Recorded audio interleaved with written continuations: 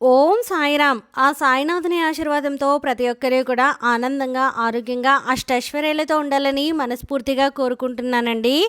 అనంతకోటి బ్రహ్మాండ నాయిక, రాజాదిరాజా, యోగిరాజా పరబ్రహ్మ, శ్రీ సచ్చిదానంద సద్గురు సాయినాథ్ మహారాజుకి జై. ఈరోజు బాబాగారు మన కోసం అందించినటువంటి సందేశం ఏంటి అంటే, తల్లి, ఇదే ఆఖరి అవకాశం, మళ్ళీ చెప్పను.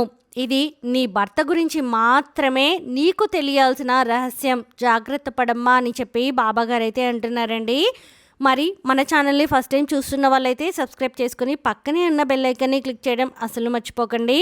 అలాగే ఓం సాయిరామ్, ఓం సాయినాథాయ నమః అని కామెంట్ చేయడం కూడా అసలు మర్చిపోకండి. ఇక బాబాగారు అందించిన సందేశం గురించి చూస్తే, తల్లి, ఇదే ఆఖరి అవకాశం అని చెప్పి నేను ఎందుకు చెప్తున్నానో నువ్వు జాగ్రత్తగా వినాలి. నీకున్నటువంటి మంచి మనసు, నీకున్నటువంటి తెలివితేటలు, నీకున్నటువంటి జాలి, దయ, కరుణ ప్రతీదీ కూడా ఎదుటి వ్యక్తికి కూడా ఉన్నాయి అని చెప్పి నువ్వు నమ్మితే అది నిజంగా నీ యొక్క మూర్ఖత్వం అవుతుంది. ఎందుకు అంటే కనుక, ప్రతి చిన్న విషయానికి కూడా కన్నిటిని కార్చేసుకుంటూ ఉంటావు. అలాగే నీకు కష్టాన్ని చేసిన వారికి కూడా వాళ్ళు వచ్చి కాసేపు కూర్చొని మాట్లాడితే పండుగలాగా పొంగిపోతూ ఉంటావు. అలాగే ప్రతి వారికి కూడా నీకు తెలిసినటువంటి సలహాలన్నీ కూడా ఇచ్చి వారి జీవితంలో మంచి జరగాలి అని చెప్పి కోరుకుంటూ ఉంటావు. ఇలా ప్రతి ఒక్కరికి కూడా సహాయపడేటటువంటి గొప్ప మనస్తత్వం నీది. అలాగే కొంచెం కష్టం వచ్చినా, కొంచెం బాధ కలిగినా కూడా ఒంటరిగా కూర్చొని ఏడుస్తావు. నీకు ఉన్నటువంటి బాధలు కానీ, కష్టాలు కానీ బయట నలుగురిలో మహాన కనిపించకుండా చాలా చక్కగా మేనేజ్ చేసుకోగలుగుతావు. కానీ కొండంత బాధ, నాలుగు గోడల మధ్య నువ్వు చెప్పుకునేటటువంటి బాధలు, నువ్వు ఏడుస్తున్నటువంటి కన్నీరు, అలాగే నీ యొక్క మనోవేదన ప్రతిదీ కూడా నీ వెనకే ఉండి నిన్ను గమనిస్తున్నటువంటి నాకు మాత్రమే, ఈ బాబాకు మాత్రమే తెలుసు ఎందుకు ఇంత బాధపడుతున్నావు. దీనంతటికీ కూడా కారణం ఏంటి? డబ్బు లేక, లేకపోతే నీ బిడ్డలు మంచివారు కాక, లేదా నీ యొక్క బంధువులు మంచివారు కాక, లేకపోతే నువ్వు అనుకున్న పనులు ఏవి కూడా జరగడం లేదా అని నేను నిన్ను ప్రశ్నిస్తే నువ్వు నాకు ఏం చెప్తావు అంటే కనుక, ఇవన్నీ ఏమీ కాదు బాబా, నాకంటూ నా జీవిత భాగస్వామి కనీసం నాకు ఆరోగ్యం బాగాలేనప్పుడు నా గుండెల్ని హత్తుకొని నా యొక్క బాధను తనతో పంచుకోవాలి అని చెప్పి అనిపిస్తూ ఉంటుంది. కానీ నా యొక్క ప్రతి సమస్య కూడా ఒంటరిగా చెప్పుకొని, ఒంటరిగా ఏడ్చుకోవడం తప్ప నా బాధ ఏది కూడా వినే సమయం కూడా తనకి లేకుండా పోయింది. ఏదైతే తన సమస్యలు అనుకుంటారో, ఏవైతే తనకు ఉన్నటువంటి వ్యాపారం గురించి ఆలోచిస్తారో, లేదంటే తన యొక్క బంధువుల గురించి ఆలోచిస్తారో, ఆ యొక్క ఆలోచన సమయంలో నా కోసం ఒక్క 10 నిమిషాలు కూడా అతను ఆలోచించలేకపోతున్నాడు. నేను అందరికీ కూడా మంచి చేయాలి అని చెప్పి ఏ విధంగా అయితే నేను ఆలోచిస్తూ ఉంటానో, కానీ తను మాత్రం నా యొక్క ఆలోచనలన్నీ కూడా నా స్వార్థం కోసం మాత్రమే ఆలోచిస్తాను అని చెప్పి, నాకు డబ్బు మీద ఎక్కువ ఆశ ఉంటుంది అని చెప్పి, నాకు ఇంటి పని మీద కానీ, ఇంటి మీద కానీ ఎటువంటి శ్రద్ధ కూడా లేదు అని చెప్పి, నేను ఎక్కువగా కూడా బట్టలు కొనుక్కుంటూ ఉంటాను, అందానికి విలువిస్తూ ఉంటాను అని చెప్పి, ఇలా పైకి తనకు ఏవైతే కనిపిస్తున్నాయో వాటిని మాత్రమే చూసి నన్ను తప్పుగా ఆలోచిస్తూ ఉంటారు. కానీ నీకు ఆరోగ్యం ఎలా ఉంది? నువ్వు మనశ్శాంతిగా ఉన్నావా? ఏదైనా కానీ కష్టంతో బాధపడుతున్నావా? నీకు ఉన్నటువంటి అనారోగ్య సమస్య నీకు ఇప్పుడు పర్వాలేదా? నీకు తగ్గిందా? నువ్వు దేని గురించి కూడా ఆలోచించకు, ప్రశాంతంగా ఉండు. ప్రతి దానికి కూడా నీ వెన్నంటై కొండంత అండగా నేను నీకు భరోసాను ఇస్తాను అని చెప్పి ఏ రోజు కూడా నాతో మాట్లాడి ఎరుగరు. అలాగే అతని కోసం, అతను ఇచ్చే సమయం కోసం ఎంతో ఎదురు చూస్తూ ఉంటాను బాబా. కానీ ఏ రోజు కూడా తనకున్నటువంటి కనీసం శనివారం, ఆదివారం సెలవుల్లోనైనా కానీ, లేకపోతే ఏదన్నా పండగ రోజుల్లోనైనా కానీ నాతో నా పిల్లలతోటి సరదాగా గడుపుతాడు అని చెప్పి ఎదురు చూస్తూ ఉంటాను. కానీ ఏ ఒక్క నిమిషం కూడా తన స్వార్థం కోసం తప్ప నా కోసం, పిల్లల కోసం ఆలోచించే సమయమే తనకు లేకుండా పోయింది. కానీ తన యొక్క మనస్థితి ఇదేలే. తనకు మాట్లాడడం చేత కాదు, తనకి ప్రేమను చూపించడం చేత కాదు. ప్రతీదీ కూడా నేనే సర్దుకుపోతే ఇక ఇంట్లో విషయాలన్నీ కూడా ప్రతిదానికి కూడా నేను చిలికి చిలికి గొడవ పెట్టుకుంటూ ఉంటే నా పరువే పోతుంది అని చెప్పి ఎక్కడికక్కడ నేనే సర్దుకుంటూ వస్తాను. పైపై ఆనందాల కోసం వెతుక్కుంటూ వెళ్తున్నాను. చిన్న చిన్న చీరలు కొనుక్కోవడం, అలాగే ఏదైనా కానీ కాస్తంత మనశ్శాంతి కోసం కొంచెం అందం మీద శ్రద్ధ పెడుతూ ఉండడం, ఇటువంటివన్నీ చేస్తూ ఉన్నా కానీ నన్ను తప్పుగా అపార్థం చేసుకుంటూ ఉన్నారు. నేను నా బాధ ఎవరికి చెప్పుకోను, నా ఘోష ఎవరికి చెప్పుకోవాలి? తను నా యొక్క అర్థభాగమై ఉండి కనీసం తిన్నావా అనే మాటకి కూడా నోచుకోలేనటువంటి స్థితిలో ఉన్నాను. ఏది ఏమైనా కూడా చిన్నదానికి పెద్దదానికి నువ్వు నాకు టార్చర్ చూపిస్తున్నావు. నేను నిన్ను పెళ్లి చేసుకుని తప్పు చేశాను. నేను నిన్ను ఎంతగా భరిస్తున్నాను అంటే నా స్థానంలో ఇంకొక వ్యక్తి ఉన్నట్లయితే ఎప్పుడో నీ టార్చర్ పడలేక చనిపోయేవాడు అని చెప్పి ఇలా చాలా కఠినమైన మాటలతోటి నా మనసుని బాధ పెడుతూ ఉన్నారు. ఇంత కఠినంగా నేను ఎప్పుడు ప్రవర్తించానో, ఎక్కడ ప్రవర్తించానో కూడా నాకు తెలియడం లేదు బాబా. కానీ అతను అనే మాటలకి చుట్టుపక్కల జనం కూడా ఈ అమ్మాయి ఇంత మంచిది కాదా, ఇంత గయ్యాలిదా, తన భర్తను ఇంత టార్చర్ చేస్తుందా అని చెప్పి నానా రకాలుగా అనుకుంటూ ఉంటున్నారు.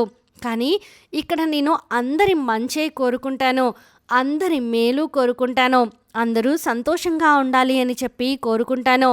నా బిడ్డల కోసం, నా యొక్క భర్త కోసం ఎంత కష్టమైనా పడతాను, ఎన్ని అవమానాలైనా పడతాను. నా చుట్టుపక్కల ఉండే నా అత్తింటి వైపు వాళ్ళు కూడా నాకు ఏ రోజు సపోర్ట్గా లేకపోయినప్పటికీ నా భర్త నాకు తోడు ఉన్నారుగా అని చెప్పి ధైర్యంగా బ్రతుకుతూ ఉన్నాను.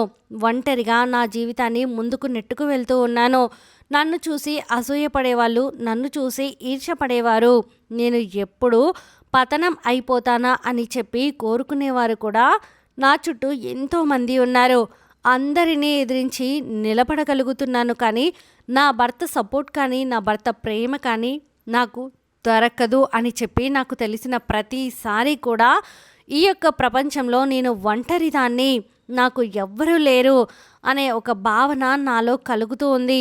ఆ యొక్క భావననే నేను తట్టుకోలేకపోతున్నాను. బాబా, మనసుకి ఏదో ఒంటరితనం అనే ఆ యొక్క ఇది నన్ను వెంటాడి వేధిస్తూ ఉంది అని చెప్పి నువ్వు మానసికంగా కృంగిపోతూ ఉన్నావు తల్లి. ఇది ప్రతి ఆడపిల్ల కూడా, అంటే దాదాపుగా ఒక 100 మంది అమ్మాయిలు గమనించుకుంటే 80% మంది అమ్మాయిల వరకు కూడా ఈ బాధను, ఈ కష్టాన్ని, ఈ నష్టాన్ని అనుభవిస్తూ ఉన్నారు. తల్లి, ఏది ఏమైనప్పటికీ కూడాను ఇటు అత్తింటి వైపు వారు సపోర్ట్ నీకు లేకపోయినా, అలాగే ఇటు పుట్టింటి వారి సపోర్ట్ అంటే వాళ్ళు ప్రేమని మాత్రం చూపించగలుగుతున్నారు. కానీ నీ యొక్క బాధని మాత్రం భర్తీ చెయ్యలేరు. ఎందుకంటే ఈ యొక్క జీవితానికి నీ యొక్క జీవిత భాగస్వామి అతనే కాబట్టి కష్టమైన, నష్టమైన, దుఃఖమైనా కానీ నువ్వు అతనితోనే ఉండి తీరాలి. నువ్వు నీ యొక్క తల్లికి, తండ్రికి నువ్వు ఈ బాధ చెప్పుకున్నప్పుడు, అమ్మా ఏ జన్మలో ఏ పాపం చేసుకున్నామో మనకు ఇలాంటి వ్యక్తి దొరికాడు, తప్పదు కదా, ఈ జీవితానికి ఇంతే అనుకొని నువ్వే సర్దుకుపోవడం నేర్చుకో. ఈ ప్రపంచంలో నువ్వు పడుతున్నటువంటి బాధ చాలామంది కూడా అనుభవిస్తూ ఉన్నారు. కళ్ళు ఉండి గుడ్డిదానిలాగా, చెవులు ఉండి చెవిటివారిలాగా, నోరు ఉండి మూగదానిలాగా బ్రతకడం నేర్చుకో. అన్నీ కూడా అవే సర్దుకుపోతాయి. నీ కోసం కాకపోయినా కానీ, నీ బిడ్డల కోసమైనా కానీ నీ జీవితంలో నువ్వు ముందడుగు వేయక తప్పదు అని చెప్పి నిన్ను ఈ మాటలతోటి ఓదారుస్తారే తప్ప నీ మనసులో బాధని మాత్రం ఎవ్వరూ కూడా తీర్చలేరు.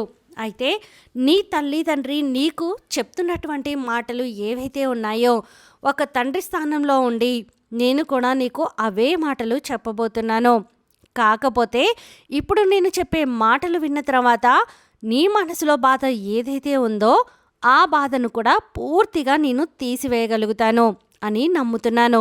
ఎందుకంటే నా మీద కనుక నీకు నమ్మకం ఉంటే ఎక్కడైనా కానీ నీకు కష్టం వచ్చినప్పుడు నా చెయ్యి నీకు ఏదో ఒక రూపంలో వచ్చి సహాయపడుతుంది అని ఒక విశ్వాసాన్ని మాత్రం నా మీద ఉంచు తల్లి. ఎందుకు అంటే కనుక తల్లి, ఎప్పుడైనా కానీ ఓర్పుతోటి ఎవరైతే ఉంటారో, ఎవరైతే కష్టం చేస్తారో, ఎవరైతే నిరంతరం శ్రమిస్తూ ఉంటారో వారు పడిన కష్టానికి విలువ ఉంటుంది, వారు పడిన శ్రమకి కూడా విలువ ఉంటుంది, వారు పడిన బాధకి కూడా ప్రతిఫలం ఉంటుంది.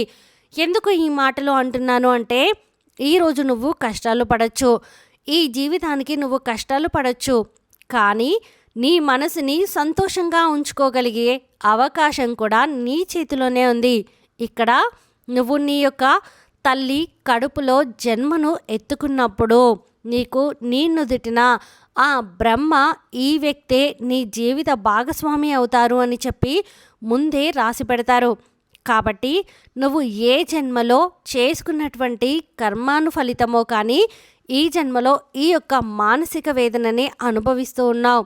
కష్టమైన, నష్టమైన, సుఖమైన, దుఃఖమైన ఏది ఏమైనప్పటికీ కూడాను ఈ జీవితం ఇలా ముందడుగు వేయాల్సిందే తప్ప ఎక్కడా కూడా నువ్వు నీ జీవితం నువ్వు తన యొక్క ఆ యొక్క మానసిక స్థితి అంటే నీ యొక్క భర్త మానసిక స్థితి ఏదైతే ఉందో అది నువ్వు ఇంచు కూడా మార్చలేవు.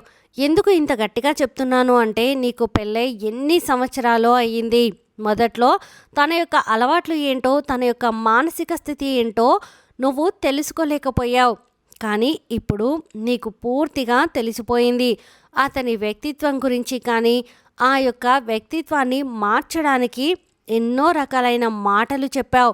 ఎంతమంది చేతో చెప్పించావు, ఒంటరిగా ఉన్నప్పుడు కూడా చెప్పావు, 10 మందితో కూడా చెప్పించావు.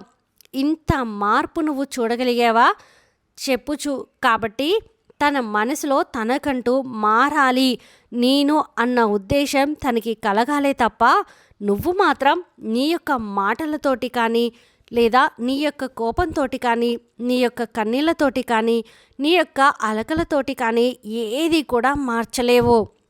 నువ్వు మారాలి. నేను చెప్పేది నిజం తల్లి, నువ్వు మారాలి. నువ్వు ఎందుకో అతని కోసం అంతగా ఆలోచించాలి? నీ యొక్క మానసిక స్థితిని ఎందుకు నువ్వు ఇంత క్షోభ పెట్టుకోవాలి? ఎందుకు నువ్వు పదే పదే అతని ఆలోచనలతోటి నీ యొక్క సమయాన్ని, నీ యొక్క మనసుని, నీ యొక్క ఆరోగ్యాన్ని వృధాగా పాడు చేసుకోవాలి? తల్లి, నేను ఏం చెప్తున్నానో జాగ్రత్తగా విను. ఇక్కడ ఏది శాశ్వతం కాదు. నువ్వు అతని మీద అంత ప్రేమ పెట్టుకున్నా నువ్వు చనిపోయినప్పుడు నీతో పాటు అతను చనిపోడు. అలాగే ఒకవేళ అతను చనిపోయినా అతనితో పాటు నువ్వు చనిపోవు. నేను చెప్తున్నవన్నీ కూడా నీ మనసుకి కష్టాన్ని కలిగిస్తున్న ఇవే వాస్తవాలు తల్లి. కాబట్టి నువ్వు మారు. నువ్వు సంతోషంగా ఉండే మార్గాన్ని ఎంచుకో. నీకంటూ ఒక పేరు, ఒక గుర్తింపు, ఒక టాలెంట్ ఉండి ఉంటాయి కదా. నువ్వు ఎందులో అయితే సామర్థ్యంగా పని చేయగలుగుతావో ఆ పని మీద శ్రద్ధను పెట్టు. నువ్వు ఆరోగ్యాన్ని అనవసరంగా ఆలోచనలతోటి పాడు చేసుకుంటున్నావు.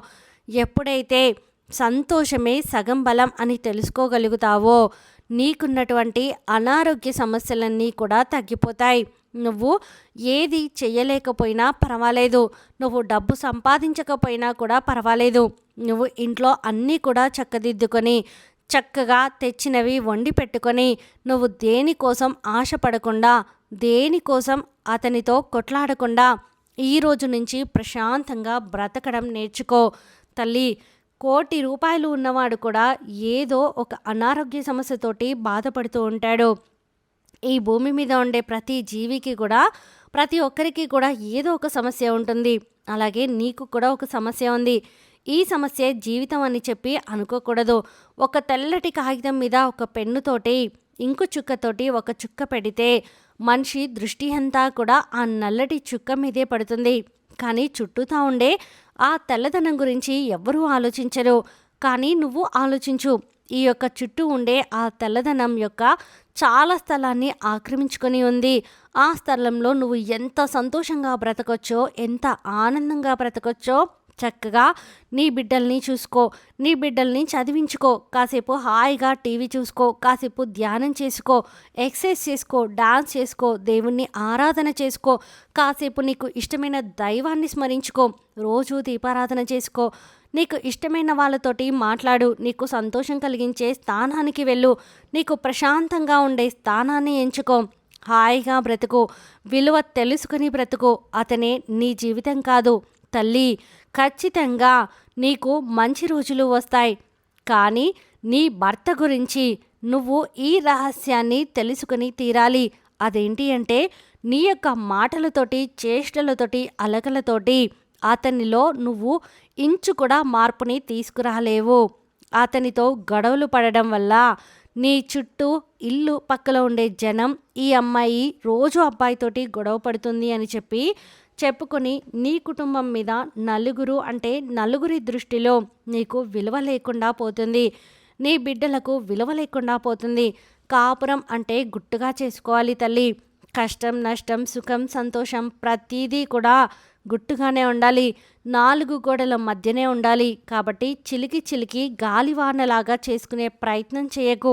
నీకంటూ 2 బిడ్డలు ఉన్నారు. ఆ బిడ్డల భవిష్యత్తు గురించి అయినా కానీ నోటిని అదుపులో పెట్టుకునే ప్రయత్నం చెయ్యి. నువ్వు నీ మాటలతోటి ఏది మార్చలేవు అనే సత్యాన్ని గ్రహించు. కాబట్టి మనసుని ప్రశాంతంగా ఉంచుకునే మార్గాలను ఎంచుకో. నీ తల్లిదండ్రి ఏదైతే చేస్తున్నారో ఆ బాటలో నడిచే ప్రయత్నం చెయ్యి. మానసికమైన సంతోషం, నీ యొక్క మానసికమైనటువంటి శరీరంలో జరిగే అనేక రకాలైనటువంటి మార్పులను, అనేక రకాలైనటువంటి అనారోగ్య సమస్యలను దూరం చేసి నువ్వు ఆరోగ్యంగా, ఆనందంగా, పుష్టిగా ఎప్పుడూ కూడా ఎవరి కింద తలవంచకుండా నీ పనులు నువ్వు చేసుకోగలిగేలా సంతోషంగా ఉండేలా చేస్తుంది. నీ బిడ్డలకు నీ భర్త అంటే మాకు మా తండ్రి ఉన్నాడు అనే ధైర్యం కంటే కూడా మా తల్లి ఉంది, మా తల్లి ఏదైనా కూడా మాకు కొండంత అండగా ఉండి వెనుకడిగే వెయ్యనివ్వకుండా ముందడుగు వేసేలా మాటలతోటైనా కానీ ప్రోత్సహిస్తుంది అనే ధైర్యాన్ని వాళ్ళకు ఇవ్వు. అలాగే ఎప్పుడైనా ఏనుగంత తండ్రి కంటే కూడా ఎలిగంత తల్లి ఉండాలి బిడ్డలకు. కాబట్టి నీ బిడ్డలకు నువ్వే అన్నీ అన్న విషయాన్ని గుర్తుంచుకో. ఇక నుంచి పిచ్చి ఆలోచనలన్నీ కూడా పక్కన పెట్టేసి మనసుని ప్రశాంతంగా హాయిగా ఉంచుకుంటూ ఏదైనా ఒక పని చేసుకోగలిగితే, ఒక పని మీద దృష్టిలో నువ్వు నిమగ్నమయ్యగలిగితే, ఒక పని మీద నువ్వు దృష్టి పెట్టగలిగితే, ఆలోచించుకొని ₹1 సంపాదించుకోగలిగితే దాని మీద దృష్టి పెట్టే ప్రయత్నం అయితే చెయ్యి తల్లి. ఇదంతా ఎందుకు ఇంతలా చెప్తున్నాను అంటే నీ మంచి కోసమే చెప్తున్నాను. ఎందుకంటే ఒక తండ్రి కోరుకునేది అదే కాబట్టి అని చెప్పి బాబాగారు అయితే అంటున్నారండి. ఈ వీడియో మీకు నచ్చితే ప్లీజ్ లైక్ చేయండి. మరికొంతమంది సాయి భక్తులకు వీడియోని షేర్ చేయండి. ఫస్ట్ టైం ఛానల్ని చూస్తున్న వాళ్ళు సబ్స్క్రైబ్ చేసుకుని పక్కనే ఉన్న బెల్ ఐకాన్ని క్లిక్ చేయడం అసలు మర్చిపోవద్దండి. సర్వేజన సుఖినో భవంతు. ఓం సాయిరామ్.